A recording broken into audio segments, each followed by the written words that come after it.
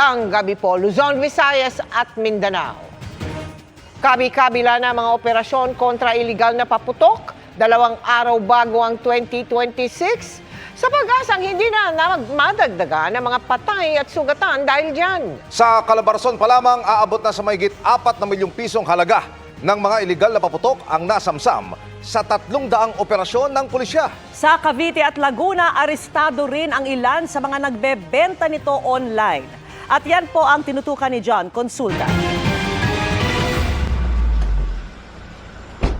Nang makita na ng mga operatiba ang puting sasakyan ng kanilang target sa Carmona, Cavite, agad silang tumabi at mabilis na hinuli ang seller ng iligal na paputok.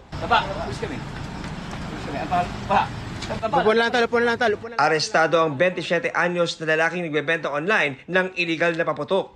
Sa Calamba, Laguna, wala ring kawala ang isang lalaking nagbebenta ng mga malalakas na iligal na paputok. Kabilang ang ipinagbabawal na dart bomb at mga paputok na sobra-sobra sa laki at lamang pulbura. Ang ginagawa ng mga ibang manufacturer at seller natin ng mga illegal is pinapalaki nila yung sukat nung binebenta nila at saka tinatagdagan nila ng pulbura. Kaya nga nagiging delikado ito, no?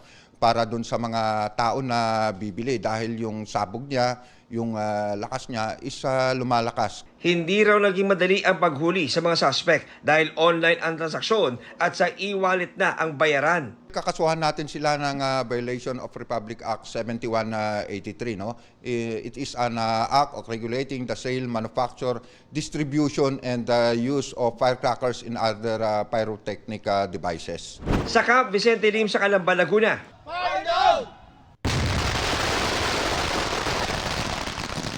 Ipinakita ng Explosives Ordnance Division o EOD ng PRO-4A kung gaano kalakas ang ilan sa mga nakumpiskang iligal na paputok.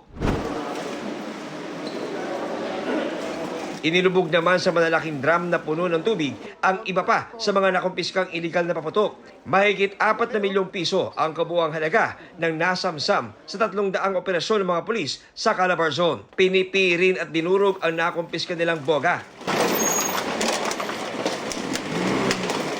Ito na ngayon mga kapuso, no? Nasa gasaan na pero inaatrasan pa ng truck ng Philippine National Police itong mga boga, no? Na talaga namang marami na ang mga naperwisyo mga kabataan sa nakalipas na mga pagdiriwang natin ng bagong taon.